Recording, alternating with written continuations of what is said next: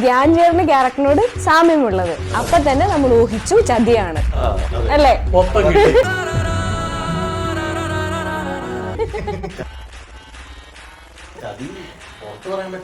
ചതി. അഭിഷേകിന് കൊറേ പ്രണയങ്ങൾ ഉണ്ടായിട്ടില്ലേ?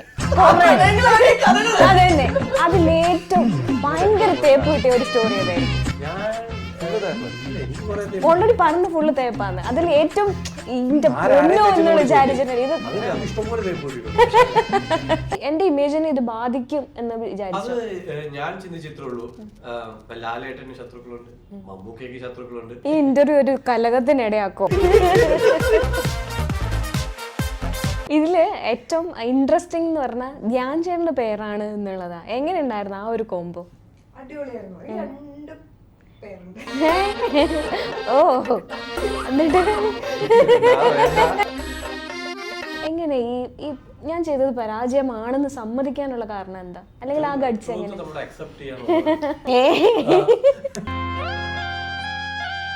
റിലേഷൻഷിപ്സിനെ എങ്ങനെയാണ് കാണുന്നത്, അല്ലെങ്കിൽ അതിനെ എങ്ങനെയാണ് മെയിൻറ്റെയിൻ ചെയ്യണത്? കൊറേ റിലേഷൻ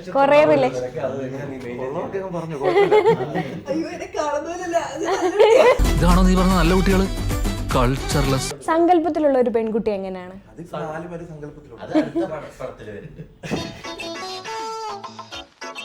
ഇങ്ങനെയൊക്കെ ചിന്താഗതിയുള്ള ആൾക്കാർക്ക് ഇത്രയും പ്രണയം പൊട്ടിപ്പോകാനുള്ള കാരണം എന്താന്ന് എപ്പോഴെങ്കിലും ചിന്തിച്ച?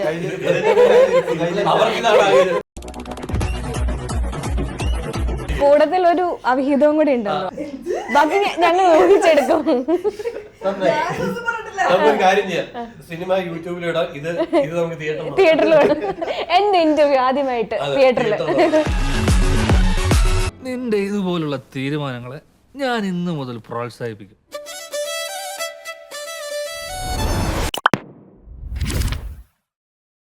ഹായ്, ഹലോ, നമസ്കാരം. നമ്മൾ വിവാഹത്തിനെ പറ്റിയും വിവാഹ ബന്ധങ്ങളെ പറ്റിയും അല്ലെങ്കിൽ റിലേഷൻഷിപ്പിനെ പറ്റിയൊക്കെ സംസാരിക്കുന്ന കാലഘട്ടത്താണ് നമ്മളുള്ളത്. ഈ അവസരത്തിൽ 4 കപ്പിൾസിനെ പറ്റി സംസാരിക്കുന്ന ഒരു അടിപൊളി സിനിമ വരാണ്. ആ സിനിമയുടെ വിശേഷങ്ങൾ പങ്കുവയ്ക്കാൻ അതിഥികളുണ്ട്. നമസ്കാരം എല്ലാവർക്കും.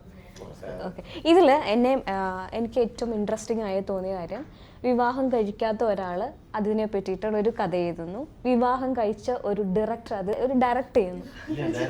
ഇല്ല, എല്ലാവരും കഴിച്ചിട്ടില്ല, സോറി. ഞാൻ ഇങ്ങനെയാണ് വിചാരിച്ചിരുന്നത്. ശരി, മേ ബി അങ്ങനെ ഞാൻ ഇതിനെ തിരുത്താം, ചിലപ്പോൾ പുറത്ത് പറയാത്താണെങ്കിലോ എന്നുള്ളത്. എങ്ങായിട്ട് എല്ലാവർക്കും ഫീൽ ചെയ്യാൻ വേണ്ടിയിട്ട് അങ്ങനെ പറയാത്തതാണ്. അപ്പം ഇങ്ങനെയുള്ള ഒരു കോംബോയിലാണ് ആദ്യമേ സ്റ്റാർട്ട് ചെയ്യണത്. അതെ, ഈ ഇന്റർവ്യൂ ഒരു കലകത്തിനിടയാക്കോ? ഇല്ല. ശരി, നിങ്ങൾ തമ്മിലുള്ള ഒരു കോവർക്കിംഗ് എങ്ങനെ ഉണ്ടായിരുന്നു? ഞങ്ങള് ഇതിനു മുമ്പ് മുള്ളൻകൊല്ലി എന്ന് പറഞ്ഞ പടത്തില് അസോസിയേറ്റ് ആയിട്ട് വർക്ക് ചെയ്യുമ്പോഴാണ് ഞാൻ അഭിഷേകിനെ ആദ്യമായിട്ട് പറയുന്നത്. പിന്നെ അവിടുന്ന് ഒരുമിച്ച് യാത്രയായിരുന്നു. കുറെ അന്വേഷിച്ച് പ്രൊഡ്യൂസേഴ്സിനൊക്കെ കുറെ അന്വേഷിച്ച് കിടന്നു. അഭിഷേകിന്റെ നല്ലൊരു കണ്ടന്റ് ഉണ്ടായിരുന്നു. അയച്ചപ്പോൾ എനിക്ക് ഭയങ്കരമായിട്ട് ഇൻട്രസ്റ്റ് ആയിരുന്നു. പിന്നെ ഞങ്ങള് സെൽവ സാറിനെ കണ്ടു. അങ്ങനെ ഈ സിനിമ സംഭവിച്ചു എന്നുള്ളത് ഒരു മാസം കൊണ്ട് തന്നെ ഷൂട്ട് തുടങ്ങി. എനിക്ക് അഭിഷേകിൽ ഏറ്റവും പ്രൗഡാക്കുന്ന ഒരു കാര്യം എന്ന് പറഞ്ഞാൽ, ബിഗ് ബോസ് സ്ഥിരമായിട്ട് കാണുന്ന ഒരു വ്യക്തിയാണ് ഞാൻ. അതിൽ ലൈവും കാണും, എപ്പിസോഡും കാണും. അത്രയും അഡിക്റ്റഡ് ആയിട്ടുള്ള ഒരു വ്യക്തിയാണ് ഞാൻ. അപ്പം അന്ന് ലൈവിൽ എപ്പോഴും പറയുന്നുണ്ടായിരുന്നു, എൻ്റെ കയ്യിലൊരു സ്റ്റോറി ഉണ്ട്, ഞാൻ പലരെ അപ്രോച്ച് ചെയ്തിട്ടുണ്ട് എന്നൊക്കെ പറഞ്ഞിട്ടുണ്ടായിരുന്നു. അപ്പോൾ ആ സമയത്തൊക്കെ ഞാൻ വിചാരിച്ചു, ഇതൊക്കെ പോസിബിൾ ആകുമോ? കാരണം നമ്മളിങ്ങനെ പലരെയും കണ്ടിട്ടുണ്ട്. പക്ഷേ അവിടെ നിന്ന് സ്വന്തമായിട്ട് ഒരു സിനിമ റൈറ്റ് ചെയ്തിട്ട് ഇപ്പം നമ്മുടെ മുന്നിൽ ഇൻ്റർവ്യൂവിലിരിക്കാം. ഞാൻ എൻ്റെ മനസ്സിൽ ജെനുവലി ഞാൻ സംസാരിക്കുകയാണ്, ഇതൊക്കെ എപ്പം നടക്കും, ഇങ്ങനെ ഉണ്ടോ എന്നുള്ളത് മനസ്സിൽ വിചാരിച്ച കാര്യമാണ്. പക്ഷെ ഞാൻ അതിൽ പ്രൗഡാണ്. കാരണം ആ അഭിഷേക് ഇന്ന് എൻ്റെ മുൻപിൽ ഇന്റർവ്യൂവിലിരിക്കുകയാണ്. എങ്ങനെ ഉണ്ടായിരുന്നു ആ ജേർണി? എങ്ങനെ ഉണ്ടായിരുന്നു? ശരിക്കും പറഞ്ഞാൽ ആ ജേർണിയിൽ ഇപ്പം എടുത്തു പറയേണ്ടത് ഇപ്പൊ പറഞ്ഞില്ലേ, ബിഗ് ബോസിൽ ലൈവ് കണ്ടു. ബിഗ് ബോസിൽ എത്തിയതേ എന്റെ വലിയൊരു ജേർണിയാണ്. ഒരു സാധാരണ നാട്ടുപുറത്ത് നിന്ന് ഒരു പയ്യൻ അവിടെ വരെ വന്നില്ലേ, അത്രയും വരെ ചെയ്യാൻ പറ്റിയില്ലേ. ബാക്കി കൂടെ എനിക്ക് ചെയ്യാവുന്ന കാര്യങ്ങളേ ഉള്ളൂ. പക്ഷെ സ്ട്രഗിൾ ചെയ്യേണ്ടി വരും. ഏതൊരു മേഖലയിലും നമുക്ക് ബാക്ക്ഗ്രൗണ്ട് ഇല്ലെങ്കിൽ, ഇപ്പൊ എന്തൊരു ബിസിനസ് ആയിക്കോട്ടെ, എന്തോ സാധനം ആയിക്കോട്ടെ, നമുക്ക് ബാക്ക്ഗ്രൗണ്ട് ഇല്ലെങ്കിൽ നമ്മൾ സ്ട്രഗിൾ ചെയ്യേണ്ടി വരും. ആ സ്ട്രഗിൾ ഞാൻ ചെയ്തു എന്നുള്ളതാണ്. അപ്പൊ എനിക്ക് ഒരുപാട് നിമിഷങ്ങൾ ഉണ്ടായിട്ടുണ്ട്, ഇതെങ്കിലും തോറ്റ് മാറാം, മതി. കാരണം ഞാൻ IIM പഠിച്ചതാണ്, executive PG in digital strategy and marketing analytics പഠിച്ചതാണ് IIM നാഗ്പൂരിൽ നിന്ന്. എനിക്ക് നല്ല സാലറിയുള്ള ജോലി കിട്ടും എന്ന് എനിക്കറിയാം. പക്ഷെ അപ്പോഴും തോറ്റ് മാറണോ, നിർത്തി പോകണോ, അതോ ഞാൻ ഇനി മുമ്പോട്ട് സ്ട്രഗിൾ ചെയ്യണോ എന്നുള്ളതായിരുന്നു. അതിൽ ഞാൻ ചൂസ് ചെയ്തത് സ്ട്രഗിൾ ആണ്. കാര്യം ഒരു ലൈഫേ ഉള്ളൂ, അത് ആഗ്രഹിച്ച പോലെ ജീവിച്ചില്ലെങ്കിൽ പിന്നെ ജീവിച്ചിട്ട് വലിയ കാര്യമൊന്നുമില്ല. അപ്പൊ സന്തോഷത്തോടെ ജീവിക്കുക. ഞാനിങ്ങനെ ചിന്തിച്ചത് എന്താണ് എന്റെ സന്തോഷം എന്നുള്ളത്. എന്റെ സന്തോഷം ഇതാണ്. എനിക്ക് കഷ്ടപ്പാട് അനുഭവിക്കുന്നുണ്ട്. ഞാൻ ഫിനാൻഷ്യലി ഒരുപാട് ബ്രേക്കാണ്, വളരെ ബ്രോക്കാണ്, ഫിനാൻഷ്യലി ബ്രോക്കായി നിൽക്കുന്ന ഒരു മനുഷ്യനാണ്. പക്ഷെ ഇതിനകത്ത് ഞാൻ ഹാപ്പിയാണ്. 4 നേരം ആഹാരം കഴിക്കാൻ പറ്റുന്നുണ്ട്, എന്റെ കാര്യങ്ങൾ നടന്നു പോകുന്നുണ്ട്, അതിൽ ഞാൻ ഹാപ്പിയാണ്. എന്ന് പറഞ്ഞാൽ അടുത്ത സിനിമ ഫ്രീ ആയിട്ടൊന്നും ചെയ്യൂല. പക്ഷെ എന്നാലും എനിക്ക് നല്ല പൈസ പൈസ ഞാൻ മേടിക്കും. പക്ഷെ എന്നാലും ഞാൻ പറയുന്നത്, ഞാൻ നിങ്ങൾ പറഞ്ഞ ആ ബിഗ് ബോസിൽ പോലും ഞാൻ എത്തിയില്ലേ. ഇപ്പൊ ഒരു സിനിമ എന്ന് പറയുമ്പോൾ നമുക്കറിയാം മാസം ഇത്ര സിനിമ വെച്ചിറങ്ങുന്നുണ്ട്. പക്ഷെ ബിഗ് ബോസ് പോലെ പ്ലാറ്റ്ഫോം വർഷത്തിൽ ഒരിക്കല് ഇത്രയും ലക്ഷം ആൾക്കാർ, നിങ്ങൾക്ക് തന്നെ അറിയാം, അത്ര ആൾക്കാരെ വിളിക്കുന്നിടത്ത് ഞാൻ 19 പേരിൽ ഒരാളായിട്ട് ഞാൻ വന്ന ആളാണ്. അതും വൈൽഡ് കാർഡ് ആയിട്ട് വന്ന് അവിടെ ഒരു കോളുകളൊക്കെ എന്നാലും സൃഷ്ടിച്ചിട്ടുണ്ട്. കാണുന്ന വ്യക്തികൾക്ക് തീർച്ചയായിട്ടും അറിയാൻ പറ്റും. അപ്പം അവിടുന്ന് സിനിമ എന്നുള്ളത് ഭയങ്കര. ഞാൻ അവിടെ വെച്ചും പറഞ്ഞിട്ടുണ്ട്, നമ്മുടെ ലാലേട്ടനോട് തന്നെ ഞാൻ പറഞ്ഞിട്ടുണ്ട് എന്റെ ഡ്രീം സിനിമയാണ്. ലാലേട്ടന്റെ ഡയലോഗാണ് ഞാൻ കാണാൻ അവിടെ പറഞ്ഞിട്ടുള്ളത്. അങ്ങനെ ആ സിനിമ എന്ന് പറയുന്ന ഒരു ഡ്രീം പാഷൻ എന്ന് പറയുന്നതിനേക്കാളും കൂടുതൽ ഭ്രാന്ത് എന്ന് വേണം ഞാൻ പറയാം. ആ ഭ്രാന്തായിരുന്നു എന്നെ ഇവിടെ വരെ എത്തിച്ചിട്ടുള്ളത്. അവിടെ വെച്ച് ഞാൻ ഇപ്പൊ പറഞ്ഞ പോലെ സ്ക്രിപ്റ്റ് ഉണ്ട്, സിനിമ ഉണ്ടെന്ന്, ഞാൻ ഇനി പടം ഡയറക്ട് ചെയ്യും. എന്റെ ഡ്രീമാണ് ഒരു പടം ഡയറക്ട് ചെയ്യുക. അത് ഞാൻ ചെയ്യും, അത് എപ്പോഴായാലും ഞാൻ ചെയ്യും. അതും ചെയ്യുമ്പോൾ ഞാൻ ഇതിലും വലിയൊരു ക്യാൻവാസിൽ ചെയ്യണം എന്നാണ് എന്റെ ഒരു ആഗ്രഹം. അതും ഞാൻ ചെയ്യും. ഇപ്പൊ ഇവിടെ നിന്ന് കേൾക്കുമ്പോൾ നിങ്ങൾക്ക് തോന്നും ഒരു ചെറിയ പടം എഴുതി എന്ന് പറഞ്ഞ് ഇത്ര അഹങ്കാരം പാടില്ല. ഇതെന്റെ അഹങ്കാരമായിട്ട് കാണാം, കോൺഫിഡൻസ്, ഓവർ കോൺഫിഡൻസ് ആയിട്ട് കാണാം. പക്ഷെ ഞാൻ ഡയറക്റ്റ് ചെയ്യും. അതാണ് എന്റെ ഡ്രീം. അത് ഞാൻ ചെയ്തിരിക്കും. അപ്പൊ ഇങ്ങനെ സ്റ്റെപ്പ് ബൈ സ്റ്റെപ്പ് ആയിട്ട് കയറുക, വലിയ നടന്റെ കൂടെ ഓപ്പോസിറ്റ് ക്യാരക്ടർ ചെയ്യുക, ഇതെന്റെ ഡ്രീമാണ്, ഇത് ഞാൻ ചെയ്യും, ഇത് ഞാൻ ചെയ്യും എന്ന് പറയുന്നത് ഞാൻ ചെയ്തിരിക്കും. അതാണ് എന്റെ ഒരു. അത് ചിലപ്പോ ഇന്നില്ല, നാളെ ഇല്ല, അടുത്ത വർഷമല്ല, ചിലപ്പോ 2 വർഷമല്ല, ചെയ്തിരിക്കും. തീർച്ചയായിട്ടും. അല്ല, അന്ന് നമ്മൾ ഒത്തിരി പേരിങ്ങനെ ലൈഫിൽ മീറ്റ് ചെയ്യുന്ന ആൾക്കാരാണ്. പല ആൾക്കാരും പല ആഗ്രഹങ്ങളും നമ്മുടെ അടുത്ത് പറഞ്ഞിട്ടുണ്ടാവും. പക്ഷെ അതൊക്കെ സാധിച്ചിട്ടുണ്ടോ എന്ന് ചോദിച്ചാൽ ഒരു പക്ഷെ അത് ഉണ്ടായിട്ടില്ല. പക്ഷെ ഇങ്ങനെ നിന്ന് സംസാരിക്കുമ്പോൾ അതിന് തീർച്ചയായിട്ടും നമ്മൾ ക്ലാപ്പ് ചെയ്യേണ്ടതായിട്ടുണ്ട്. അപ്പം ചേട്ടൻ വിചാരിക്കാം ഇത് എന്തൊക്കെയാണ് എന്നോട് പ്രശ്നമൊന്നും ഇല്ല എന്നുള്ള ചിന്തയിലാണ് ഇരിക്കുന്നത്. അല്ല, കഴിയട്ടെ. ഓക്കെ. അപ്പം ഈ കുറിച്ച് വിവാഹം കഴിച്ച ഒരാൾ മാത്രമേ ഉള്ളൂ. അപ്പൊ എങ്ങനെയുണ്ട് ഈ സിനിമ വിവാഹം കഴിച്ച ഒരു വ്യക്തിനെ ഈ സിനിമയെ എങ്ങനെ നോക്കി കാണുന്നത്? എന്റെ ക്യാരക്ടറുമായിട്ട് യാതൊരു ബന്ധമില്ല. കാരണം ഇതിനകത്ത് നല്ല പാവം ക്യാരക്ടറാണ്. വിവാഹം കഴിച്ചിട്ടുള്ള ഒരു ക്യാരക്ടറായിട്ട് യാതൊരു ബന്ധമില്ല. സ്റ്റോറിയായിട്ട് ബന്ധമില്ല. ക്യാരക്ടർ പറഞ്ഞാൽ പാവം ക്യാരക്ടർ. അപ്പം നേരെ ഓപ്പോസിറ്റ് ആണ്. അതെ, ക്യാരക്ടറായിട്ട് ഒരു ബന്ധമില്ലാത്ത സ്റ്റോറിയായിട്ട് ബന്ധമില്ല. അല്ലാതെ ഈ ഇതിലുള്ള 4 സ്റ്റോറീസ് ആണ്, 4 കല്യാണം കഴിച്ച കപ്പിൾസിന്റെ കഥകളാണ് സംസാരിക്കുന്നത്. അത് 4 ഡിഫറെന്റ് ടൈപ്പ് ഓഫ് പ്രശ്നങ്ങളും പരിപാടികളുമാണ് അതില് പോകുന്നത്. അങ്ങനെയാണ് അതില് ചിത്രീകരിച്ചത്. കല്യാണം കഴിച്ചു എന്ന് വെച്ചിട്ട് ഇതിലെന്താന്നുള്ളത് വെച്ച് കഴിഞ്ഞാൽ ഒന്നുമില്ല, അങ്ങനെയല്ല, വേറൊരു തരത്തിലാണിത്. ഇപ്പോൾ റിയൽ ലൈഫിൽ ഇങ്ങനെ ഒരു ഈ സിനിമ ഫേസ് ചെയ്യണം, അല്ലെങ്കിൽ ചേട്ടൻ്റെ ക്യാരക്ടറിനെ പോലത്തെ ഒരു ഇഷ്യൂ ഫേസ് ചെയ്യേണ്ടി വന്നാൽ എന്തായിരിക്കും അവസ്ഥ? ഇത്തിരി ഭയങ്കര കോംപ്ലിക്കേറ്റഡ് ആണ്. ഞാനത് ചെയ്യുമ്പോൾ ആലോചിച്ചു. കാരണം ചെയ്യുമ്പോഴാണല്ലോ നമ്മളത് അയ്യോ ഇങ്ങനൊരു സിറ്റുവേഷൻ വന്നാൽ എന്ത് ഹാൻഡിൽ ചെയ്യും. അപ്പോ സിറ്റുവേഷൻ വന്നു കഴിഞ്ഞാൽ ചിലപ്പോ ആ ക്യാരക്ടർ ഹാൻഡിൽ ചെയ്ത പോലെ ചിലപ്പോൾ ഞാൻ ഹാൻഡിൽ ചെയ്തിരിക്കണം എന്നില്ല. കാരണം ചിലപ്പോൾ അത് എനിക്കൊരു ഉൾക്കൊള്ളാൻ പറ്റാത്തൊരു കാര്യമായിരിക്കാം, അല്ലെങ്കിൽ എനിക്കത് സഹിക്കാൻ പറ്റാത്തതായിരിക്കാം, അല്ലെങ്കിൽ ചിലപ്പോൾ അത് ആ സിറ്റുവേഷൻ വന്നാലേ എനിക്ക് അറിയുള്ളൂ. ഇതിലുള്ള ക്യാരക്ടർ എന്ന് പറഞ്ഞു കഴിഞ്ഞാൽ അതിനെ ഹാൻഡിൽ ചെയ്യുന്നുണ്ട്, വളരെ കാമായിട്ട് തന്നെ ആ സിറ്റുവേഷൻ ഹാൻഡിൽ ചെയ്യുന്നുണ്ട്. അങ്ങനത്തെ ഒരു ക്യാരക്ടറാണ് ഇതിൽ കിട്ടിയിരിക്കുന്നത്. അങ്ങനെ ചോദിക്കുകയാണെങ്കിൽ ആഫ്റ്റർ മാരേജ് ലൈഫിൽ ഫേസ് ചെയ്ത ഏറ്റവും വലിയ ചാലഞ്ച് എന്താണ്? ആഫ്റ്റർ മാരേജ് അങ്ങനെ വലിയ ചാലഞ്ച് ഇല്ല. ചാലഞ്ചായിട്ട് അങ്ങനെ ഇല്ല. നമ്മളിപ്പോ ഞാൻ സോളോ ട്രാവലറായിരുന്നു. അപ്പൊ എനിക്ക് ഉണ്ടായ ഒരു ഇത് പറയാം. ഞാൻ ബേസിക്കലി സോളോ ട്രാവലറാണ്. എനിക്ക് ഭയങ്കര ഇഷ്ടമാണ്. അപ്പോൾ കല്യാണം കഴിഞ്ഞു കഴിയുമ്പോൾ ഞാൻ മാക്സിമം കല്യാണം കഴിഞ്ഞിട്ടും എവിടെ പോകുമ്പോഴും എൻ്റെ വൈഫിനെ കൂട്ടാറുണ്ടാവും. പക്ഷെ ഈ സോളോ ട്രാവലിംഗില് വൈഫിനെ കൂട്ടി കഴിഞ്ഞാൽ സോളോ ട്രാവൽ ആവില്ല. പിന്നെ കപ്പിളാണല്ലോ. അതെ, മിസ്സിംഗ് ആയിട്ട് തോന്നുന്നുണ്ട്. ഒരു സോളോ ട്രാവൽ കിട്ടുന്ന ഒരു ഒരു സാധനം അത് ഇയാൾക്ക് ഞാൻ കണ്ടിട്ടുണ്ട് ഇൻസ്റ്റയിലൊക്കെ. കൂടുതലും സോളോ ട്രാവൽ ചെയ്യണ ഒരാളാണ്. അപ്പൊ അതിന് കിട്ടുന്ന ഒരു പരിപാടി വേറെയാണ്. ആ സാധനം നഷ്ടപ്പെടും ഒബ്വിയസ്ലി. കാരണം നമുക്ക് പക്ഷേ ഇപ്പുറത്ത് വേറൊരു സാധനം കൂടി കിട്ടുന്നുണ്ട്. ഇപ്പൊ വൈഫായിട്ട് കൂടെ പോകുമ്പോ ട്രാവൽ ചെയ്യുമ്പോ വേറൊരു എൻജോയ്മെന്റ് വൈബ് ഉണ്ടാവും, വേറൊരു വൈബാണ്, വേറൊരു ഇതാണ്. പക്ഷെ സോളോ ചെയ്യുമ്പോ നമുക്ക് കൾച്ചറും അവിടുത്തെ ആൾക്കാരുമായിട്ടും അവിടുത്തെ ഒരു പരിപാടിയായിട്ടൊക്കെ ഭയങ്കരമായിട്ട് മിങ്കിൾ ചെയ്യാൻ പറ്റും. നമ്മൾ ഫ്രീ ആയിരിക്കും, നമുക്ക് വേറെ ഒന്നും നോക്കേണ്ട ആവശ്യമില്ല. ഇതിപ്പോ നമ്മൾ ഒന്നുകൂടി കെയർ ചെയ്യേണ്ടി വരും. നമ്മളൊരു റൂം എടുക്കുകയാണെങ്കിലും ഹോട്ടൽ എടുക്കുകയാണെങ്കിലും എല്ലാം ഒന്ന് കെയർ ചെയ്തിട്ടായിരിക്കും നമ്മൾ ചെയ്യുക. മറ്റേതൊന്നും വിഷയമില്ല, നമ്മളെ മാത്രമാണ് നമുക്കറിയാം, ആ വിഷയമില്ല. ഏതെങ്കിലും വഴിയരികി കിടന്നുറങ്ങിയാലും മതി. ഞാൻ 200 രൂപയുടെ റൂമിൽ പോയി ഉറങ്ങിയിട്ടുണ്ട്. കാശ്മീരൊക്കെ പോയിട്ട് 200 രൂപയുടെ റൂമിൽ ജസ്റ്റ് എനിക്ക് ഉറങ്ങാൻ വേണ്ടു. നാളെ ഞാൻ അവിടുന്ന് ട്രാവൽ ചെയ്യാണ്.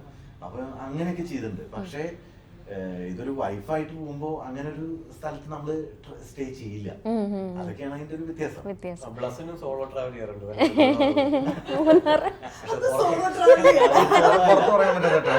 അത് അപ്പൊ നമ്മൾ ആദ്യം പറഞ്ഞ കാര്യത്തിൽ പ്രസക്തി ഉണ്ട്. കല്യാണം കഴിച്ചിട്ട് പുറത്തു പറയാത്ത സത്യാണ്. സ്റ്റിൽ എങ്ങാന്ന് കാണിക്കാൻ വേണ്ടിട്ട് പുറത്തു പറഞ്ഞിട്ടില്ല. സ്റ്റിൽ എങ്ങാണ്. അതെ അതെ വരും. ഇങ്ങനെ തുറന്നു പറയുന്ന ഒരാൾ കണ്ടിട്ടുണ്ടോ? നയന ഒത്തിരി ട്രാവൽ ഇഷ്ടപ്പെടുന്ന ആളാണ്. ഇൻസ്റ്റാഗ്രാമിൽ ഞാൻ ഫോളോ ചെയ്യുന്ന ഒരു വ്യക്തിയാണ്. അതായത് സെൽഫായിട്ട് വൈബ് ചെയ്യുന്ന ഒരാൾ എന്ന് പറഞ്ഞാൽ അങ്ങനെയാണ്. അതെ, അതെങ്ങനെ ഉണ്ടായിരുന്നു? അതെങ്ങനെ ഉണ്ടായിരുന്നു? അതായത് എല്ലാരും ട്രാവൽ ചെയ്യും, സോളോ ട്രാവൽ ചെയ്യും. പക്ഷെ സ്വന്തം ബർത്ത്ഡേക്ക് എല്ലാവർക്കും പ്രിയപ്പെട്ടവരുടെ കൂടെ സെലിബ്രേറ്റ് ചെയ്യാൻ വേണ്ടി അതെ, അത് ഞാൻ തന്നെ പോയിട്ട് ഞാൻ തന്നെ എന്റെ ഒരു ഇതായിരുന്നു 2021 തൊട്ട് സ്റ്റാർട്ട് ചെയ്ത. എനിക്കറിയാത്ത പുതിയൊരു രാജ്യത്ത് അറിയാത്തത്. അപ്പൊ നമ്മളൊരു മെമ്മറി ക്രിയേറ്റ് ചെയ്യാണ്. അപ്പൊ ആ ഒരു പ്ലേസ് എന്ന് പറയുമ്പോഴത്തേക്ക് അതാണ് നമ്മുടെ മെമ്മറി. പിന്നെ നമ്മള് നമ്മുടെ കൂടെ ടൈം സ്പെൻഡ് ചെയ്തു. ഇപ്പൊ ധ്രുവം പറഞ്ഞു വൈഫ് ഉണ്ട്. ഇപ്പൊ എനിക്കിപ്പോ ഫാമിലിയോടൊന്നും വലിയ താല്പര്യമില്ല, തന്നെ പോയി ബിക്കോസ് തന്നെ നമ്മുടെ ടൈമിൽ നമുക്ക് എഴുന്നേറ്റ് പോവാം. ഫാമിലി ആരെങ്കിലും ഉണ്ടെന്നുണ്ടെങ്കിൽ നമ്മൾ അവർക്ക് വേണ്ടി വെയിറ്റ് ചെയ്യണം. അങ്ങനെ കുറെ ഇതുണ്ട്. നമുക്ക് ഇഷ്ടപ്പെട്ട ഫുഡ് കഴിക്കുക, ആരുടെ ഒപ്പീനിയൻ കേൾക്കണ്ട. പിന്നെ എനിക്ക് നേച്ചർ ഭയങ്കര ഇഷ്ടമാണ്. എനിക്ക് അതുപോലെ ഹോട്ടൽ എല്ലാ ഫോട്ടോസും അങ്ങനത്തെ ഫോട്ടോസാണ്. നേച്ചർ നമ്മളെ കുറെ ഹീൽ ചെയ്യും. അപ്പോ എനിക്ക് രാത്രി ഹോട്ടലിൽ ഉറങ്ങി രാവിലെ തൊട്ട് ഇരുട്ടുന്നത് വരെ പുറത്ത് സ്പെൻഡ് ചെയ്യാൻ ആഗ്രഹമുള്ള ഒരു വ്യക്തിയാണ്, എസ്പെഷ്യലി നേച്ചറിന്റെ കൂടെ. പിന്നെ നമ്മൾ കുറെ നമ്മൾക്ക് നമ്മുടെ കൂടെ തന്നെ ടൈം സ്പെൻഡ് ചെയ്ത് ഒരു പോയിന്റിൽ മനസ്സിലാവും you are enough for your self. ആ ഒരു റിയലൈസേഷൻ അടിപൊളിയാണ്. നമുക്ക് നമ്മൾ മതി എന്നുള്ളൊരു തോന്നുന്നത്. അങ്ങനെ പറന്നു നടക്കുന്ന ഒരാള് ഈ സിനിമയിൽ കുറച്ചുകൂടെ ബോൾഡ് ആയിട്ടുള്ള ഒരു ക്യാരക്ടർ, നയനയിൽ നിന്ന് വ്യത്യാസമായിട്ടുള്ള ഒരു ക്യാരക്ടർ, മെച്ചുവർ ആയിട്ടുള്ള ബോൾഡ് ആൻഡ് മെച്ചുവർ ആയിട്ടുള്ള. അതെങ്ങനെ ഉണ്ടായിരുന്നു? എങ്ങനെ അതിനെ ക്യാരി ചെയ്ത്? എങ്ങനെ? അതെ, എങ്ങനെ ഒരു ക്യൂട്ടിയാണ്. അതെ, ഭയങ്കര മെച്ചുവർഡ് ആണ്. കാരണം എനിക്ക് ഫസ്റ്റ് ഒക്കെ എടുക്കുമ്പോ ഇവരോടൊക്കെ ചോദിക്കും ഓക്കെയാണോ, ഭയങ്കര ഒരു പേടി ഉണ്ടായിരുന്നു. അതൊരു കുറച്ച് ദിവസം ഉണ്ടായിരുന്നു. പിന്നെ അത് ക്യാരക്ടറിലോട്ട് കയറി. ബിക്കോസ് കല്യാണം കഴിക്കുന്നതിന്റെ അല്ല, അങ്ങനത്തെ ഒരു പരിപാടിയാണ്. ഇതില് ഏറ്റവും ഇൻട്രസ്റ്റിംഗ് എന്ന് പറഞ്ഞാൽ ധ്യാൻ ചേട്ടന്റെ പേരാണ് എന്നുള്ളതാ. എങ്ങനെ ഉണ്ടായിരുന്നു ആ ഒരു കോംബോ? അടിപൊളിയായിരുന്നു. രണ്ട് പേരുണ്ട്. ഓ, എന്നിട്ട് അതെ, ഈ ആഴ്ച ഇറങ്ങില്ലേ പാട്ട്? അപ്പം ബാക്കി പറഞ്ഞ അപ്പൊ ധ്യാൻ ചേട്ടന്റെ ഒബ്വിയസ്ലി ഭയങ്കര ഇഷ്ടപ്പെട്ട ഒരു ആക്ടറാണ് ധ്യാൻ ചേട്ടൻ. അപ്പൊ ധ്യാൻ ചേട്ടന്റെ പേരാണ്. അപ്പൊ അങ്ങനത്തെ ഒരു ഹസ്ബൻഡ് ആൻഡ് വൈഫ് ആയിട്ടാണ് പ്ലേ ചെയ്യുന്നത്. പിന്നെ പെർഫോം ചെയ്യാനുള്ള ഒരു ക്യാരക്ടറാണ്. ഭയങ്കര എക്സൈറ്റഡ് ആയിരുന്നു. പെട്ടെന്ന് വന്ന് ചെയ്തൊരു പടം. അതായത് ആലോചിക്കാനൊന്നും സമയമില്ലാണ്ട് ഇവര് ഷൂട്ട് തുടങ്ങി കഴിഞ്ഞിട്ടാണ് ഞാൻ വരുന്നത്. സോ അങ്ങനെ വന്ന് ചെയ്തൊരു പടം. ഇവിടെ അഭിഷേക് കഴിഞ്ഞ ഇന്റർവ്യൂവിൽ പറയുന്ന കേട്ടു, മുള്ളൻകൊല്ലി എന്ന് പറഞ്ഞ സിനിമ ഒരു പരാജയമായിരുന്നു എന്ന് പറഞ്ഞു. പലപ്പോഴും നമ്മൾ കേട്ടിട്ടുള്ളത് പരാജയ സിനിമകളെ പറ്റി ആരും സംസാരിക്കാറില്ല, അല്ലെങ്കിൽ അതിനെപ്പറ്റി പരാജയമായിരുന്നു എന്ന് പോലും സമ്മതിക്കാറില്ല. എങ്ങനെ ഈ ഞാൻ ചെയ്തത് പരാജയമാണെന്ന് സമ്മതിക്കാനുള്ള കാരണം എന്താ? അല്ലെങ്കിൽ ആ ഗഡ്സ് എങ്ങനെ? കാരണം ജനങ്ങളുടെ ശരിക്കും പറഞ്ഞാൽ ഒരു സിനിമയും 100% ജനങ്ങളെ സന്തോഷിപ്പിക്കാൻ പറ്റുന്നതാണ്, ഒരു സാറ്റിസ്ഫൈ ചെയ്യാൻ പറ്റുന്നതെന്ന് വിശ്വസിക്കുന്നത്. പക്ഷെ അതിനകത്ത് ചിലപ്പോൾ മെജോറിറ്റിയെ സാറ്റിസ്ഫൈ ചെയ്തില്ലെങ്കിൽ അതൊരു പരാജയം എന്നുള്ള രീതിയിലാണ് ഞാൻ കാണുന്നത്.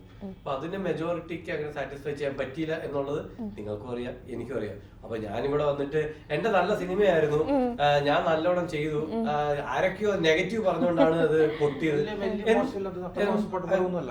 അത് നെഗറ്റീവ് പറഞ്ഞുകൊണ്ടാണ് പൊട്ടിയത് എന്ന് പറഞ്ഞ് നിങ്ങളുടെ മനസ്സിൽ തന്നെ നിങ്ങൾക്ക് തോന്നുന്നു ഇവൻ എന്തിനാ ഈ കള്ളം പറയുന്നത്, ഇത് കാണുന്ന ജനങ്ങളും ചോദിക്കും എടാ ഓട്ടാ നീ ആദ്യം പോയി ആ പടം കാണണം എന്ന് അവരും പറയും. ഞാൻ എന്തിനാ, ഞാൻ അക്സെപ്റ്റ് ചെയ്താൽ നമുക്ക് തീരാതെ പ്രശ്നങ്ങളേ ഉള്ളൂ, അക്സെപ്റ്റ് ചെയ്യുന്നുണ്ട്. അത് ഞാൻ വമ്പിച്ച പരാജയം നല്ല, എന്നാലും അത് മെജോറിറ്റിക്ക് അക്സെപ്റ്റ് ചെയ്യാൻ പറ്റാത്തൊരു മൂവി ആയിരുന്നു. പിന്നെ കുറെ നെഗറ്റീവ്സ് വന്നു, ശരി അത് ആ വഴി അതും പോയി. അത് സിനിമ എങ്ങനെയാണ്, പരാജയപ്പെടും, അടുത്തത് നമ്മൾ ചെയ്യണം, ട്രൈ ചെയ്തുകൊണ്ട്. ഈ ട്രയൽ ആൻഡ് എറർ മെത്തേഡാണ്. പക്ഷെ ഈ ഓരോ ട്രയൽ ആൻഡ് എറർ മെത്തേഡിൽ പ്രൊഡ്യൂസറിന് പൈസ പോകും, അത് വേറെ കാര്യം. പക്ഷെ എന്നാലും നമ്മൾ ട്രൈ ചെയ്യാന്നുള്ളതാണ്, ഓരോ അടുത്ത് പോയി പിച്ച് ചെയ്യുക, ട്രൈ ചെയ്യുക, അങ്ങനെ ചെയ്തുകൊണ്ടിരിക്കുക. അപ്പം ഇതിന്റെ ഇത് ഇപ്പൊ ഞാൻ പ്രതീക്ഷിക്കുന്നു നല്ല രീതിയിൽ വിജയിക്കുക എന്നുള്ളത്. പക്ഷെ എന്താകും എന്ന് നമുക്ക് തിയേറ്റർ ഓഡിയൻസ് ആണ് തീരുമാനിക്കുക. ഒരു പക്ഷെ പരാജയമാവാം, ചിലപ്പോൾ നല്ലൊരു സക്സസ് ആവാം. ഒന്നും പറയാം, സക്സസ് ആയാൽ ഇത് വിചാരിക്കും ചിലപ്പം നമ്മുടെ എല്ലാവരെയും ഒരു കരിയർ ചേഞ്ച്, പരാജയപ്പെട്ട് നമ്മൾ അടുത്തത് നമ്മൾ ട്രൈ ചെയ്യുക എന്നുള്ളതാണ്. അത് അക്സെപ്റ്റ് ചെയ്യുക എന്നുള്ളത്, നമ്മൾ റിയാലിറ്റി അക്സെപ്റ്റ് ചെയ്യുക. This is the reality. ഇപ്പം അല്ലാതെ ഇപ്പൊ പറഞ്ഞത് പൊട്ടിപ്പോയ സാധനം നമ്മൾ തിരിച്ച് ഒട്ടിച്ച് വെച്ചിട്ട് കാര്യമില്ല, നമ്മള് ന്യായീകരിക്കുന്നുണ്ടൊന്നും ഒരു കാര്യമില്ല. ഓക്കെ, ഇനി എന്തായാലും തിയേറ്ററിൽ വന്നുപോയി എന്നുള്ളതാണ്. അഭിഷേകിനെ ഇവിടെ ഇരുത്തുന്നത് ബിഗ് ബോസ് എന്നുള്ള ഷോയാണ്, അതാണ് കൂടുതൽ ആൾക്കാരിലേക്ക് എത്തിച്ചിട്ടുള്ളത്. അതിൽ നമ്മൾ സ്ട്രോങ് ആയിട്ട് സംസാരിച്ച കുറേ കണ്ടന്റുകളുണ്ട്. പക്ഷെ അതിന് ഒരു പക്ഷെ ഓപ്പോസിറ്റ് ആണോ ഈ സ്റ്റോറി? ഓപ്പോസിറ്റ് അല്ല, എനിക്ക് എപ്പോഴും ഒരു പൊളിറ്റിക്സ് ഉണ്ട്. ഇപ്പം എന്നെ പലരും മിസ്ഇന്റർപ്രറ്റ് ചെയ്തിട്ടുണ്ട് പല കാര്യങ്ങൾക്കും. പക്ഷെ എനിക്കൊരു പെർഫെക്റ്റ് ഒരു പൊളിറ്റിക്കൽ വ്യൂ ഉണ്ട് ഈ ഇങ്ങനത്തെ സബ്ജക്ട്സിൽ. ഞാൻ അത് തന്നെയാണ് ഇവിടെ ചെയ്തിരിക്കുന്നത്. ഇവിടെ ഇതിനകത്ത് അങ്ങനത്തെ ഒരു ക്യാരക്ടർ ഉണ്ട്, ആ ക്യാരക്ടറിന്റെ ലൈഫിൽ ഉണ്ടാകുന്ന പ്രശ്നങ്ങളുണ്ട്, ആ പ്രശ്നങ്ങൾ ഞാൻ കറക്റ്റ് ആയിട്ട് കാണിച്ചിട്ടുണ്ട്. പക്ഷെ എന്ന് പറഞ്ഞിട്ട് ഞാൻ എന്റെ പൊളിറ്റിക്കൽ വ്യൂസിൽ നിന്ന് മാറിയിട്ടും ഇല്ല. പക്ഷെ ഞാൻ ആ വ്യൂ ആണ് കാണിച്ചിരിക്കുന്നത്. പക്ഷെ നിങ്ങൾ ട്രെയിലർ ടീസർ കാണുമ്പോൾ ടീസറിൽ അത് വ്യക്തമായിട്ട് അത് വരുന്നുണ്ട്. അപ്പൊ ആ ഒരു രീതിയിലാണ് നമ്മൾ ക്രിയേറ്റ് ചെയ്തിരിക്കുന്നത്. അതായത് ഒരു കഥ മാത്രമാണ്, ആ ഒരു പെൺകുട്ടിയുടെ കഥ മാത്രമാണ്. അപ്പൊ പൊളിറ്റിക്കൽ വ്യൂസിനൊന്നും ഒരു വ്യത്യാസമൊന്നുമില്ല. ഞാനത് ഇപ്പോഴും അതിൽ തന്നെ സ്റ്റിക്ക് ഓൺ ചെയ്യുന്നു. ഞാൻ പറയട്ടെ, അഭിപ്രായ വ്യത്യാസങ്ങൾ ഉണ്ടായാലേ നമുക്കൊരു ശരിക്കും ക്യാരക്ടർ ഉള്ള ഒരാൾക്ക് അഭിപ്രായ വ്യത്യാസം ഉണ്ടാവും. അല്ലാതെ ഞാൻ ഇവിടെ നിൽക്കുന്നു അവിടെ നിൽക്കുന്ന ആൾക്ക് ക്യാരക്ടർലെസ് എന്നാണ് ഞാൻ വിശ്വസിക്കുന്നത്. അഭിപ്രായ വ്യത്യാസം ഉള്ളവന് എന്നും ശത്രുക്കളുണ്ടാവും. എല്ലാത്തിനും ഇപ്പൊ ഒരു പൊളിറ്റിക്കൽ കാര്യത്തിൽ നമുക്ക് അഭിപ്രായ വ്യത്യാസങ്ങൾ ഉണ്ടാവും, മതങ്ങളുടെ കാര്യങ്ങൾക്ക് വ്യത്യാസം ഉണ്ടാവും. ഞാൻ പറയട്ടെ, ഇവിടുത്തെ CBSE സ്റ്റേറ്റ് സിലബസ് പിള്ളേരെ അങ്ങോട്ടും ഇങ്ങോട്ട് ഫൈറ്റ് ചെയ്യുന്നില്ല. അങ്ങനെ അതുകൊണ്ട് എപ്പോഴും നമുക്കൊരു വ്യൂ ഒരെണ്ണത്തിൽ നമ്മൾ സ്ട്രോങ് ആണെങ്കിൽ അതിനെ എതിർക്കുന്ന ഒരു കൂട്ടം ആൾക്കാരുണ്ടാവും, നമ്മൾ അത് അക്സെപ്റ്റ് ചെയ്യാന്നുള്ളതാണ്. അപ്പൊ ഇപ്പൊ ഈ പറഞ്ഞ ഞാൻ ബിഗ് ബോസ് ഉണ്ടായിരുന്നപ്പോഴും ഫസ്റ്റ് ഡേ തന്നെ എനിക്ക് ഭയങ്കര ഒരു ഹീറ്റ് ഉണ്ടാവുകയും ഞാൻ സോഷ്യൽ മീഡിയയിൽ ഏറ്റവും കൂടുതൽ ചർച്ച ചെയ്യപ്പെടുകയും ചെയ്തു എന്ന് എനിക്ക് മനസ്സിലായി. പക്ഷെ കാരണം അത് കഴിഞ്ഞിട്ടുള്ള ഷോസിന്റെ രീതിയിൽ എനിക്കത് നല്ലോണം മനസ്സിലായി, എനിക്ക് തന്നെ ഫീൽ ചെയ്തു. അല്ല, ഞാൻ വിചാരിച്ചു ഇവൻ എന്തിനാണ് ഈ ചൊറിഞ്ഞു വഴക്കുണ്ടാക്കുന്നത്, മീൻസ് അങ്ങനെ ഒരു പ്ലാൻ ഉണ്ടായിരുന്നല്ലോ, അത് പിന്നീട് സമ്മതിക്കുകയും ചെയ്തു അത് എന്റെ പ്ലാൻ ആയിരുന്നു എന്ന്. അപ്പൊ ആദ്യം കാണുന്ന ഇപ്പൊ ഞാൻ ലൈവ് കണ്ട ഒരു വ്യക്തിയാണ്, പക്ഷെ എപ്പിസോഡ് കാണുമ്പോൾ ഇതിന്റെ പകുതി പോർഷൻസേ ഉണ്ടാവുള്ളൂ. അപ്പം കുറച്ചുകൂടെ ഹെയ്റ്റ് ഉണ്ടായിട്ടുണ്ട് എന്നുള്ളതാണ് ഞാൻ മനസ്സിലാക്കുന്നത്. അപ്പം ഈ ചൊറിഞ്ഞ് വഴക്കുണ്ടാക്കുക എന്നൊരു പ്ലാൻ നിങ്ങൾ പറയുമ്പോൾ എപ്പോഴെങ്കിലും ചിന്തിച്ചിട്ടുണ്ടായിരുന്നോ ഇത് എന്റെ ഇമേജിനെ ഇത് ബാധിക്കും എന്ന് വിചാരിച്ചു? ഞാൻ ചിന്തിച്ചിത്രേ ഉള്ളൂ. ലാലേട്ടന് ശത്രുക്കളുണ്ട്, മമ്മൂക്കയ്ക്ക് ശത്രുക്കളുണ്ട്. ഇപ്പൊ ഞാൻ ഈ സാധനം വന്ന് പറഞ്ഞു ഇപ്പൊ ആ സമയത്ത് കയറുന്ന സമയത്ത് എന്നെ ആർക്കും അറിയത്തില്ല, എനിക്ക് എന്നെ ശത്രുക്കൾ വളരെ കുറവാണ്. ഞാൻ വന്ന് ഇവിടെ ഇങ്ങനെ ഒരു വ്യൂ പറയുമ്പോൾ എനിക്ക് എന്റെ ശത്രുവിനെ ചൂസ് ചെയ്യാം എന്നുള്ളതായിരുന്നു. എനിക്കറിയാം ആരെന്റെ കൂടെ നിൽക്കും, ഏത് ചിന്താഗതിയുള്ള ആൾക്കാർ എന്റെ കൂടെ നിൽക്കും, ഏത് ചിന്താഗതിയുള്ള ആൾക്കാർ എനിക്ക് എതിരെ നിൽക്കും എന്നുള്ളതിന് വ്യക്തമായിട്ട് ഒരു ബോധം എനിക്കുണ്ടായിരുന്നു. അപ്പം എന്റെ ശത്രുവിനെ ഞാൻ ചൂസ് ചെയ്തു. ബാക്കി ആർക്കും കിട്ടാത്തൊരു ഭാഗ്യം വരുന്നത് ഞാൻ എന്റെ ശത്രുവിനെ ചൂസ് ചെയ്തു. അപ്പൊ അതാണ് ഞാൻ അവിടെ ചെയ്യുന്നത്. എനിക്കറിയാം അത് കയറുമ്പോഴേ ആ ബിഗ് ബോസ് തന്നെ ചോദിച്ചു, നീ ഇങ്ങനെയൊക്കെ പറഞ്ഞാൽ നിനക്ക് ഹെയ്റ്റ് ഉണ്ടാവും, ഐ ഡോണ്ട് കെയർ, കാരണം എനിക്ക് നഷ്ടപ്പെടാനൊന്നും ഇല്ലായിരുന്നു. കാരണം ഞാൻ എല്ലാം നഷ്ടപ്പെട്ട് ഈ സിനിമ സ്വപ്നമായിട്ട് കൊച്ചിയിൽ വന്ന് നിന്ന് എല്ലാം നഷ്ടപ്പെട്ട് നിൽക്കുന്ന ഒരു വ്യക്തിയായിരുന്നു. ഇനി എനിക്ക് നഷ്ടപ്പെടാനൊന്നും നേടാനേ ഉള്ളൂ. ഇത് ഇവിടുന്ന് എന്തെങ്കിലും കിട്ടിയാൽ അത് നേട്ടമായിട്ട് ഞാനത് കണ്ടിട്ടുള്ളൂ. അവിടുന്ന് എനിക്ക് ഒരു 10 പേരെ എന്നെ സ്നേഹിക്കുന്ന ഒരു 10 പേരെ കിട്ടിയാൽ അത് എന്നെ നേട്ടമാണ്. ഒരു 100 പേരെ എതിർത്താലും എനിക്ക് വിഷയമില്ല. 10 പേരെ എന്നെ സ്നേഹിക്കുന്ന ആൾക്കാർ കിട്ടിയെങ്കിൽ അതൊരു നേട്ടമായിട്ട് ഞാൻ കണ്ടു. ആ നേട്ടം എനിക്ക്, അതുകൊണ്ട് നഷ്ടപ്പെട്ടൊരു മനുഷ്യന്റെ നേട്ടം. ഒരു പോയിന്റില് ഈ അതിൻ്റെ ഉള്ളിലെ സംസാരം ക്ലാഷസ് പുറത്തത് ഭയങ്കരമായിട്ട് ചർച്ച ചെയ്യപ്പെട്ടു. ആ സംസാരം ഒരു ബിഗ് ബോസ് പോലെ തന്നെ പുറത്ത് വന്നിട്ടും നിങ്ങൾ തമ്മിലുള്ള ഒരു ഫൈറ്റ് ഉണ്ടായിട്ടുണ്ട്. ശരിക്കും അതിന്റെ ആവശ്യം ഉണ്ടായിരുന്നു എന്ന് തോന്നുന്നു. ആവശ്യമുണ്ടല്ലോ, എല്ലാരും അങ്ങോട്ടും ഇങ്ങോട്ടും ചൊറിഞ്ഞു, നമ്മൾ ആ ചൂട് ഇങ്ങനെ നിൽക്കുകയല്ലേ. പക്ഷെ ഇപ്പോഴും ഞാൻ പറയില്ല, അതിനകത്ത് പലരുടെയും കൂടെ ഞാൻ ഇപ്പൊ നിന്ന് ഫോട്ടോ എടുത്ത് ഇൻസ്റ്റയിൽ ഞാൻ ഇതായിട്ടുണ്ട്. അവർക്ക് അത് വേറൊന്നും കൊണ്ടല്ല, അവര് വന്നിട്ട് എന്നോട് സംസാരിക്കുകയും ചെയ്തു, ഞങ്ങൾക്ക് ഇങ്ങനെ നീ പറഞ്ഞതിൽ പലതിലും സത്യമുണ്ടെന്ന് ഞങ്ങൾക്ക് അറിയാം. അങ്ങനെ പറഞ്ഞപ്പോൾ ഞാനിതിൽ അവരോട് ദേഷ്യം കാണിക്കണം? എന്റെ വ്യൂസിൽ അത് അവര് അക്സെപ്റ്റ് ചെയ്യുന്നു, അങ്ങനെ പല കാര്യങ്ങളും അവർ അക്സെപ്റ്റ് ചെയ്യുന്നെങ്കിൽ, ചെറിയ അഭിപ്രായ വ്യത്യാസം ഉണ്ടെങ്കിൽ പിന്നെ എനിക്ക് എന്താ പ്രശ്നം? അങ്ങനെ ഞാൻ പിന്നെ പലരും ഭയങ്കര എക്സ്ട്രീം ആയിട്ട് എന്നെ ഹെയ്റ്റ് ചെയ്യുകയും, ഞാൻ ഇങ്ങനെ ഒരു വ്യൂ കൊണ്ടുവന്നപ്പോഴത്തേക്ക് ഞാൻ ഈ ഭൂമിയിൽ ഉണ്ടാവാൻ പാടില്ല എന്നുള്ള കൺസെപ്റ്റ് ഉള്ള ഒരുപാട് പേരുണ്ട്. ഇങ്ങനെ ഒരാൾ ഈ ജീവനോട് ഇവിടെ ഉണ്ടാവാൻ പാടില്ല എന്നുള്ളത്. അങ്ങനെയുള്ളവർക്ക് നമ്മൾ മറുപടി കൊടുത്തോണ്ടിരിക്കുകയാണ്, നമ്മൾ പേടിച്ചോണ്ട കാര്യമൊന്നുമില്ല. അപ്പൊ അവര് ഇൻസ്റ്റാഗ്രാമിൽ തന്നെ ചൊറിയ, ഞാൻ തിരിച്ച് ചൊറിയായിരുന്നു. പിന്നെ ഇപ്പൊ സിനിമ കാര്യങ്ങളൊക്കെ ഈ ഫീൽഡിലോട്ട് വന്നപ്പോ ഞാൻ കുറച്ചുകൂടെ ഒതുങ്ങി. എനിക്ക് സമയമില്ല എന്നല്ല, അവരെന്നെ ചൊറിയുന്നത് കുറച്ചു, ഞാനും കുറച്ചു. ഇപ്പൊ ആരും അങ്ങോട്ടും ഇങ്ങോട്ടും ഒന്നും ചെയ്തില്ല, എല്ലാവരും അവരവരുടെ കാര്യമായി അങ്ങനെ പോകുന്നു.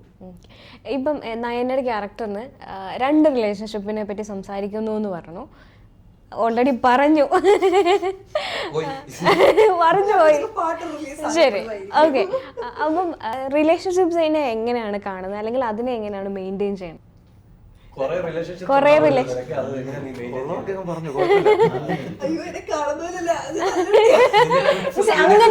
ഞാൻ അങ്ങനത്തെ അല്ല ചോദിച്ചേ.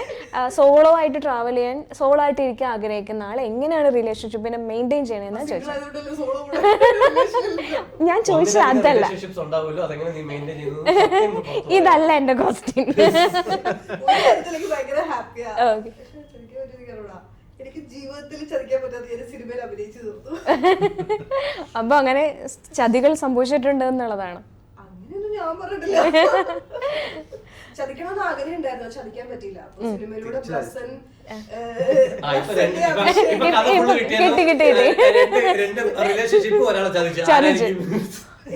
ബാക്കി ഞങ്ങൾ ഊഹിച്ചെടുക്കും.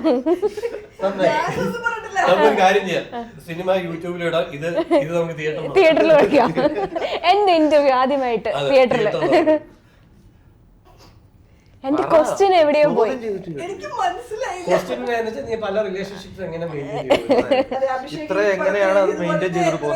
ഞാൻ അങ്ങനെയാണ് ചോദിക്കട്ടെ, അഭിഷേകിന് കൊറേ പ്രണയങ്ങൾ ഉണ്ടായിട്ടില്ലേ? കൊറേ. അതന്നെ, അതിലേറ്റവും ഭയങ്കര തേപ്പ് കിട്ടിയ ഒരു സ്റ്റോറി ഏതായിരിക്കും? ഓൾറെഡി പറഞ്ഞു ഫുള്ള് തേപ്പാന്ന്. അതിൽ ഏറ്റവും ഇതിന്റെ പൊന്നോ എന്നോട് വിചാരിച്ചിട്ടുണ്ട്. ഇത് ഓഫ് കോഴ്സ് തേച്ചിട്ടില്ല.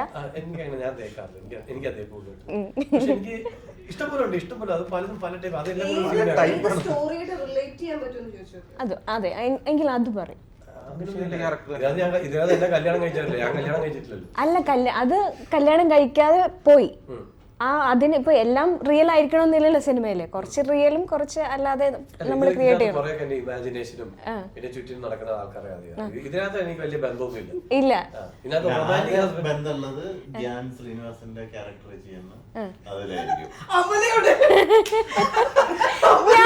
ഞാൻ പറയട്ടെ, അല്ല ധ്രുവൻ ചേട്ടാ 2 റിലേഷൻഷിപ്പ് ഉള്ള ക്യാരക്ടറാണ് നയനയുടേത്.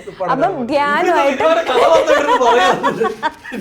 എനിക്ക് അതറിയില്ലല്ലോ.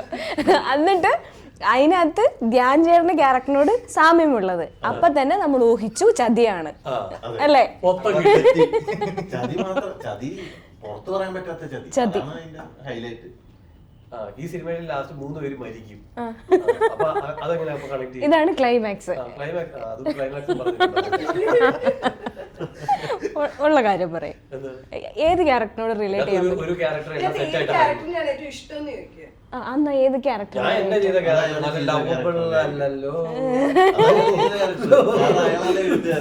അതല്ല, 4 പെൺകുട്ടികളുടെ കഥയില്ല, അതിനകത്ത് ഏത് പെൺകുട്ടിയാണ് ഇഷ്ടം? എന്തെങ്കിലും ഒന്ന് പറയോ?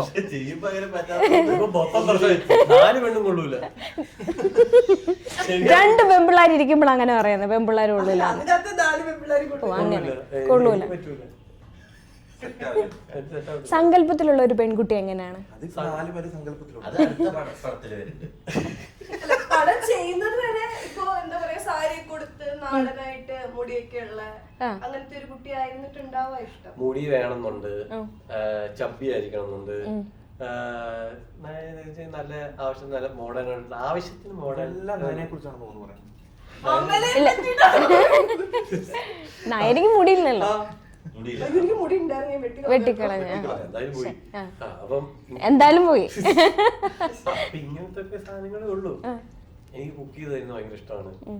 എനിക്ക് കുക്ക് ചെയ്യാൻ അറിയില്ല, എനിക്ക് മുട്ട പൊരിക്കാനേ അറിയത്തുള്ളൂ, അത് ഞാൻ വേണം ചെയ്ത് കൊടുക്കാം. പക്ഷെ ബാക്കിയൊന്നും എനിക്കറിയത്തില്ല. അങ്ങനത്തെ ഒരു എന്നെ സ്നേഹിക്കുന്നവരെ, ഞാൻ പ്രണയിക്കുന്നതിനെക്കാട്ടും കൂടുതൽ എന്നെ പ്രണയിക്കുന്ന ഒരു പെൺകുട്ടി തന്നെയാണ് എനിക്കിഷ്ടം. ഇങ്ങനെയൊക്കെ ചിന്താഗതിയുള്ള ആൾക്കാർക്ക് ഇത്രയും പ്രണയം പൊട്ടിപ്പോകാനുള്ള കാരണം എന്താന്ന് എപ്പോഴെങ്കിലും ചിന്തിച്ച? അവർക്ക് അവരുടെ ആഗ്രഹം ഞാൻ കുക്ക് ചെയ്ത് കൊടുക്കണം, ഞാൻ ഇനി നല്ല മുണ്ടും ഷർട്ട് ഇട്ട് വരണമെന്നൊക്കെ ആയിരിക്കും. ഞാനാണ് ജീൻസ് ഇട്ട് നടക്കുന്നത്. അല്ല, അഭിഷേകനും ഇപ്പത്തെ പെൺപിള്ളേർ ആരെങ്കിലും ഇവിടുന്ന് താഴത്തേക്ക് മൂടി വളരെ അപൂർവമായിട്ടുള്ള പെൺകുട്ടി. വളരെ അപൂർവമായിട്ടുള്ള അല്ലേ? ഇടയ്ക്ക് പെൺപിള്ളേരെ നോക്കിയാൽ മനസ്സിലാവും.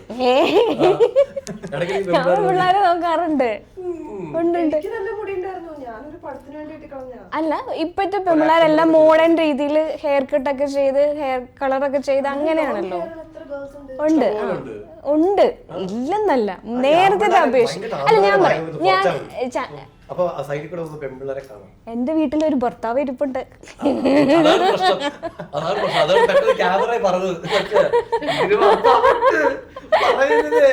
അത് കുഴപ്പമില്ല, പുള്ളി ആ സ്പിരിറ്റിൽ എടുത്തോളൂ, അതല്ലേ പ്രശ്നമുള്ള കാര്യമില്ല. അന്നല്ല, പുള്ളി എന്റെ ഇന്റർവ്യൂ കാണത്തില്ല, അതുകൊണ്ട് തന്നെ കുഴപ്പമില്ല. സിനിമ പ്രൊമോട്ട് ചെയ്യണം. ഓക്കെ, നമ്മൾ പറഞ്ഞ് ഇനി പോയി കഴിഞ്ഞാൽ വേറെ ഏത് ലെവലിൽ എത്തും. എന്തായാലും അഭിഷേക് ഈ കാര്യങ്ങളൊന്നും പറയില്ല എന്ന് തോന്നുന്നു. സിനിമയുടെ കഥ പറയണ്ട, സിനിമയുടെ കഥ പറയൂ ഇന്റർവ്യൂല്. പറയുവോ? പറഞ്ഞു അല്ല, അങ്ങനെ സാധാരണ ഇന്റർവ്യൂല് നമ്മൾ എന്താ ചെയ്യാ, കുറച്ച് ഹിന്റ് കൊടുത്തിട്ട് നമ്മൾ സിനിമയിലേക്ക്. ധ്രുവൻ പാമ്പ് പിടിച്ച ക്യാരക്ടറാ. ധ്രുവന്റെ വൈഫ് ധ്രുവനെ കൊല്ലാൻ പോകുന്നുണ്ട് രാത്രി, ഒരു ദിവസം രാത്രി കൊല്ലാൻ പോകും. ധ്രുവൻ അതിന് രക്ഷപ്പെടുന്നതാണ് ധ്രുവന്റെ കഥ.